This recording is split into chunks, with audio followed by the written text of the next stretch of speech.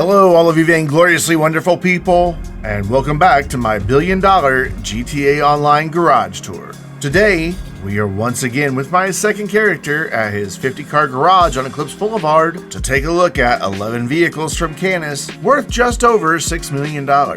As you would expect from Canis, nearly everything we'll see today is in the off-road class, though there are a few SUVs mixed in, and even an emergency vehicle. Let's get started. Have a great pain inside you, but you are a beautiful man. I've never been so happy, so sad in my life. You have a beautiful way with words. For some reason, everyone I love abandons me. I am not abandoning you. I am going home. Street you! I know.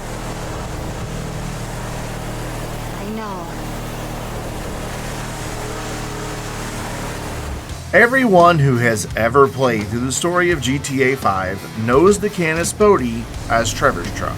Moments after curb stomping Johnny Klebitz to death, Trevor, Ron, and Wade jump into Trevor's Bodhi to take a short trip to Grapeseed to confront the Lost. That leads to an even longer drive to Stab City to clear out a bunch of bikers. And through all of that, the Bodhi plays an incredibly strong supporting role. Its lack of off-road traction loss makes it easy to follow the Lost as they lead you to Stab City. And all throughout your time with Trevor, the Bodhi is there. With its worn appearance, post-it notes on the dash, and eventually even well-used teddy bear, the Bodhi is right there to get you through each and every one of those missions. And of course, the Bodhi is in my GTA Online car collection, along with Michael's Tailgater and Franklin's Buffalo S that we saw in the Bravado portion of my Garage Tour series. The Bodhi was added to GTA Online back in the day with the Beach Bum update, but sadly, is no longer available for purchase. You can, however, still spawn one using the Vehicles option in the Interaction menu for Securo Serve, and you should be able to buy one off a friend using the LS Car Meet specification service. The Canis Castigator looks fairly unassuming, yet it is the quickest non-HSW SUV available in GTA Online. Even when you factor in the HSW SUVs, the Castigator still holds its own. Its top speed is only about 10 miles per hour off the fastest vehicle in the class, and its lap time is barely a tenth of a second slower. It will, however, cost you nearly $2 million to get one, upgrade it, and then customize it. That is, unless you complete Tier 4 in the career progress for bottom dollar bounties, which rewards you with a free Castigator. Free is a price I like a lot better. For customization, the Castigator gives you plenty of choices ranging from a cheerful daily driver to items that match its S-tier performance, or even a rugged survivalist SUV. It can be a bit of a handful for higher speed off-roading, mainly due to its light weight. It really wants to go airborne when going over even the smallest bumps, keeping your wheels off the ground and making it difficult to keep under control. The Canis Freecrawler is based on a real-life car that is billed as an off-road tactical vehicle. Okay, I'll bite. The vehicle is called the Tank, and it comes from Resvani Motors. The Tank is essentially a very highly modified Jeep Wrangler underneath. I suppose the tactical part comes from being hardened against EMPs and being equipped with thermal night vision. The Freecrawler has none of that, but it is still pretty badass looking, and its off-road performance mostly backs up those great looks. Thanks to its suspension, it can handle climbs and descents with ease, and even mostly hold its own when rock crawling. Just be sure to keep the speeds down because that same suspension will provide a very bouncy ride at higher speed, and its top-heavy design will make it very easy to roll over. There are, however, other off-roaders that are just as capable on hill and rock crawling that can also handle higher speeds with ease. We'll be looking at one such vehicle later today. The Canis Kalahari looks like something that would be far more appropriate on safari across the savannah than any off-roading spot in the state of San Andreas. It's a boxy little thing with great outward visibility, skinny little tires that make you wonder if it can even handle some light mud, and is so lightweight that even a small collision with nearly any other vehicle will send it flying off course. It also has a pretty low top speed, though its acceleration allows it to hit that top speed much more quickly than you would think just by looking at it.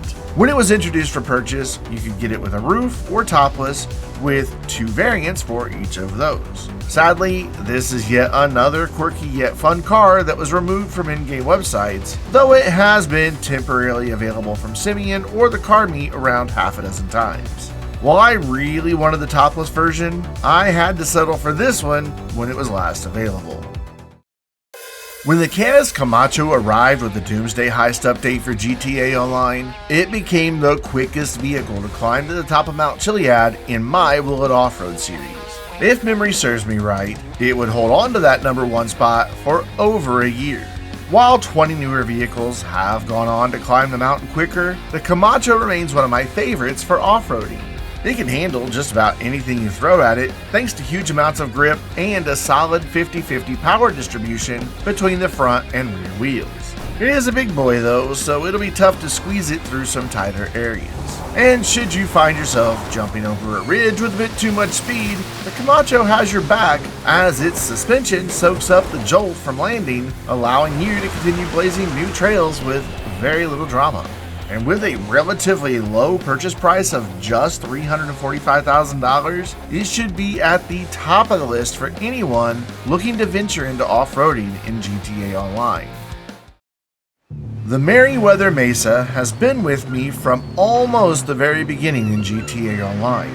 You see, when I was still an incredibly low level, like under level 5, I spent a lot of time just trying to improve stats like stealth, stamina, flying, and all of that. I kept to myself in public lobbies trying to avoid the chaos until I felt my character was ready to enter the fray. One afternoon, while I was riding a bicycle around the airport, I guess someone thought it would be funny to call Merryweather to attack me, the lowest level in the lobby. I didn't even know Merryweather was a thing at that point, so I was shocked when some random NPC showed up in their mesas and started trying to take me out.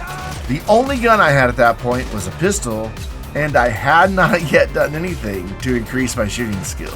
Yet, somehow, despite all of that, I was able to defend myself and take out all of the attackers. When he realized I had survived, the player who called Merryweather started making his way to my location, so I ditched my BMX, grabbed one of the Merryweather Mesas, and made a quick escape to the nearby Los Santos Customs.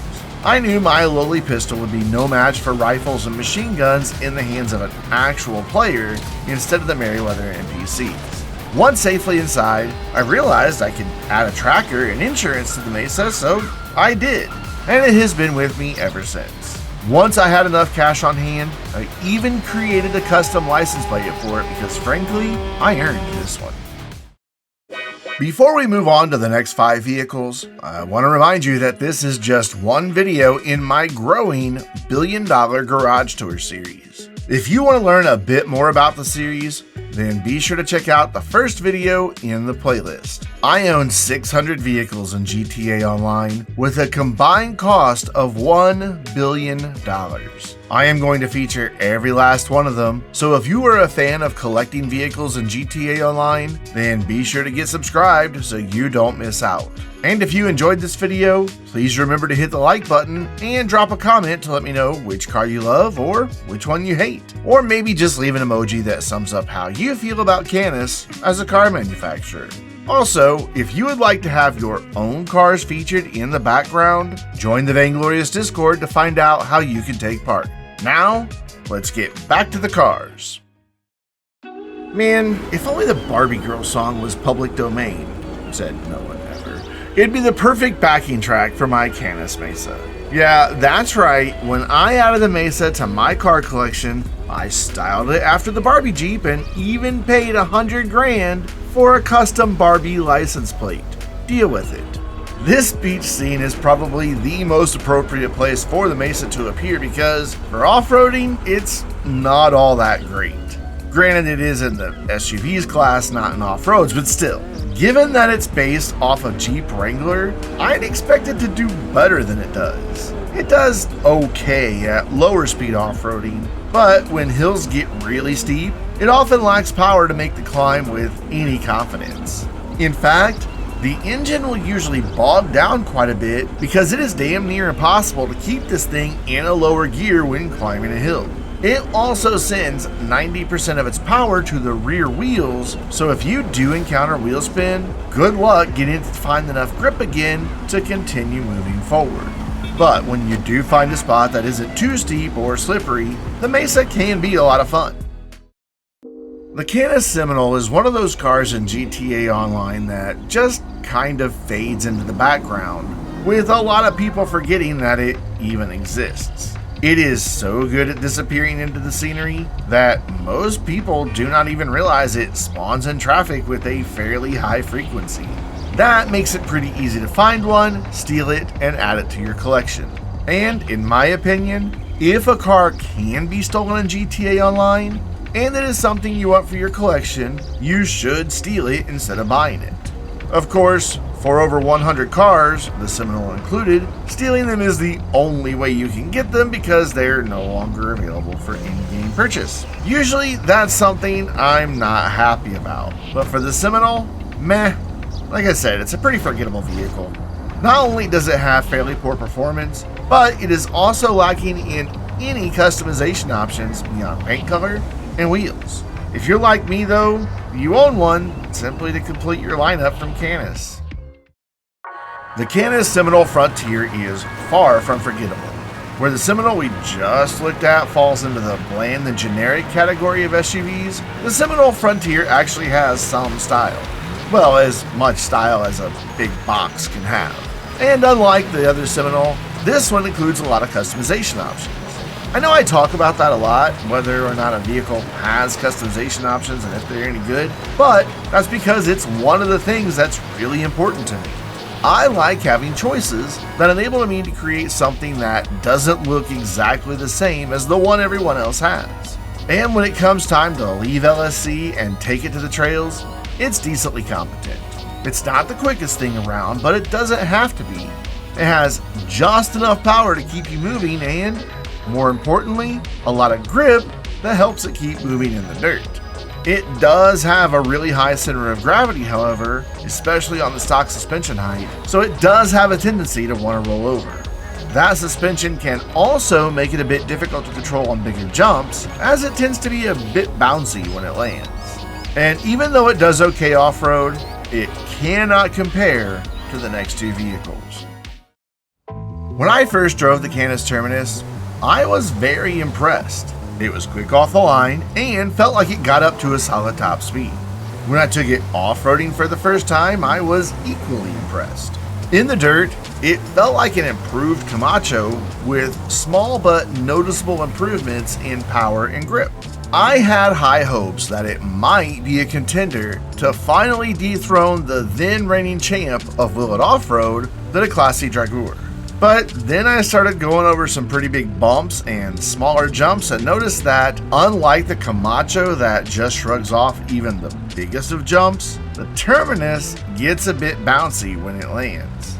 Those bounces mean the wheels aren't on the ground as often as I would like, so you're not able to put the power down, but more importantly, you also lose the ability to brake and steer when the wheels are in the air. So while it is definitely one of the best off-roaders in GTA Online, it trailed the Dragoor and its top time by nearly 8 seconds. But let's keep some perspective. The Terminus is still the 4th quickest vehicle I have ever tested for the series. It was always my dream to be a park ranger. I spent my days surrounded by the sheer beauty of nature, helping campers and leading guided tours through Raton Canyon National Park. And I absolutely love my assigned Canis Terminus Patrol. It may look like a simple off-road vehicle with some blinky lights and wee-woos, but this thing is impressive. It's almost as quick as some of the high-performance emergency vehicles being driven by police around the state. But my dream turned into a nightmare earlier this year when the current administration came into power. They fired our staff and slashed our budgets. Now, it's just me and my Terminus patrol alone in the park. Our hooligans tearing up and down the trails like it's their own personal racetrack? Sorry, I can't help. I'm the only remaining staff member in the park and I have to work the entry gates today. Did a mountain lion eat your child and is now threatening the rest of your family? Sorry, one of the public toilets is clogged and I have to drive to get our only plunger. Someone is ripping up and down the river on a sea shark, scaring all the fish away.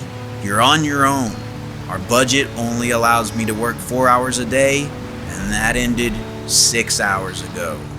It sucks, but at least I still have my Terminus patrol. Though, I wish there were money in the budget to take it to a priest to exorcise whatever demon is causing the damn fenders to keep floating off into the sky. And that wraps it up for Canis and my $1 billion garage tour for GTA Online. Next week, we will join both of my characters across several garages to take a look at cars from 4 different manufacturers, including one model that has fallen victim to corporate thievery. Don't forget, if you enjoyed today's tour of vehicles from Canis, be sure to hit the like button and leave a comment letting me know which car was your favorite, or which one you absolutely hate.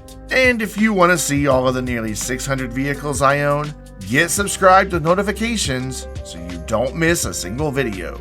Until next time, I'm Brandon, reminding you to stay vainglorious.